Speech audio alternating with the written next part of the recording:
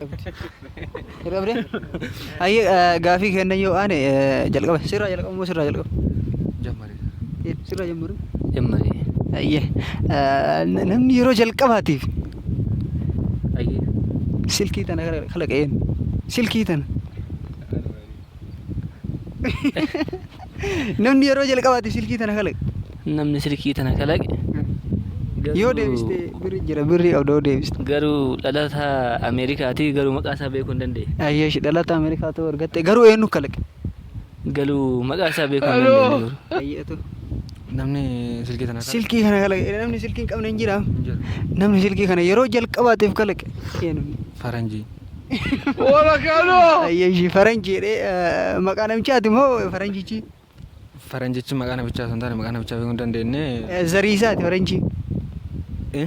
Ati zariisaati faranjii ayyee faranjii kalaqe. Maqaan namicha sanii eenyu akka kalaqe sanii? Maqaa namicha sanii beekuu hin dandeenye garuu faranjiin akka hojjettu maqaa namicha sanii beekuu hin dandeenye. Ayyee daawwattoota keenya lachuun arganne komantii keessa kaa'an nama jalqaba kaa'eef birrii 500 qaba namni sun.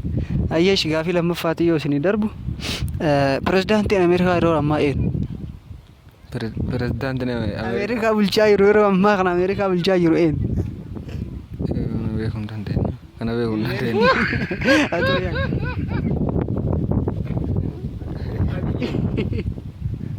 Garuu maqaa isaa beekuu hin dandeenye garuu Gas godhi. maqaa isaa arra bararte na jirti garuu himuu hin dandeenye. Buusa irra barraa gadi.